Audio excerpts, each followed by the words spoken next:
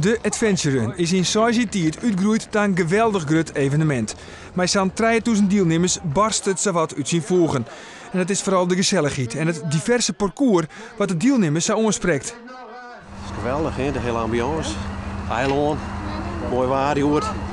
Dus de omgeving, zee, stroom, dun. Geweldig is alles hier. Hè? Je zit in een soort sfeer. In een sfeer die kun je net beschrijven. En zeker als je in de natuur bent. Ja, ik heb altijd bij Draven, dan loopt mijn hele leven om je voorbij. Heb je dat hek? Nee, net mijn hele leven. Het is te volle. Er wordt vaak een vergelijking maken tussen de berenloop van Skielge en de Adventure Run van het Ameloon. Organisator Jan Kooistra denkt dat de Adventure Run correct wat zwaarder is. We hebben een langer stuk stalt, 7 kilometer. We hebben hier ook een stuk Waddenzeediek erbij. En het eerste stuk is direct al op en neer en op en neer. Het is een pittig parcours. Bij de wedstrijdrenners zijn er twee echte toppers die eruit springen. Raymond van Lunzen bij de Malië en Mariska Kramer van Drachten bij de Vrouwen. Van Lunzen is de regerend kampioen. Sterker nog, alle keren dat hij onder Adventure Run mooi dien had, wie hij ook de sterkste. Maar Van Lunzen zelfs hoopt het nou stiekem om wat meer concurrentie. Het wordt tijd dat hier ook eens een ander wint, hè? Maar ik zal wel mijn uiterste best doen natuurlijk om te winnen. Maar we moeten eens even kijken. Ja, want hoe vaak heb je nou gewonnen, de Adventure Run? 3 keer geloof ik. 2 keer, 3 keer? Ja, 3 keer geloof ik. Het begint bijna te vervelen, zou ik zeggen. Daarom. Ja, dan moet eens iemand anders gaan winnen. Het parcoursrecord van de hele marathon zit op 1 uur en 11 minuten en is in handen van Raymond van Lunzen. Maar daar zal de Ljouwerter dit hier naar alle gedachten net aankomen. Daarvoor wordt het gewoon te hut. De toppers binden al haast het dorp uit en een lang lint van recreanten volgt het. Na de start gaat het parcours al vrij gauw richting Stroon. En dat is voor de meesten toch het dreigste pad van het parcours. 6 kilometer, pal in de Wien. Wien krijgt 6. En Van Lunzen gaat zo hut van start dat hij eerst nog een heel soort oren deelnemers die het 10 kilometer rennen en een kwartier jeder van start gaan binnen, dat hij die eerst al jaar nog voorbij mat. Achter Van Lunzen dan deze twee, Ronnie Duinkerken uit Rotterdam en Willem van het Veer.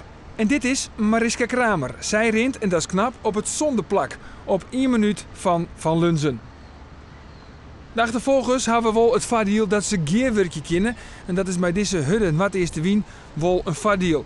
En als Van Lunzen na nog een kilometer dan het stroon achter de rij gaat, shot hij even achterom en dan doet blikken dat de vastsprong ietsje minder worden is. Maar dan smiet hij er een versnellingszien en hij over kilometer groeit die vastsprong weer. En die groeit en die groeit. En stadig gewoon is de vastsprong weer een lietse minuut. En die groeit naar een minuut en die groeit naar 2 minuten. Hij zal zijn koppositie net meer uit handen, Jan. We gaan weer even naar Mariska Kramer, die het op het schema leidt van het parcoursrecord. En dat zou knap wezen als ze dat met deze waarsomstandigheden oprijden zoeken. Van Lunzen gaat gewoon terug, hij wint. Voor de 4e keer, dat kan het me mis, de Adventure Run hier op het Ameloon. En finisht in een tijd van 1 uur, 30 minuten en zo'n 30 seconden. Net een nieuw parcoursrecord, maar daar had hij geen moment onttocht. 1:11 met deze omstandigheden is voor mij doen wel erg zwaar. Dus heeft Mariska dat gehaald? Godverdikke.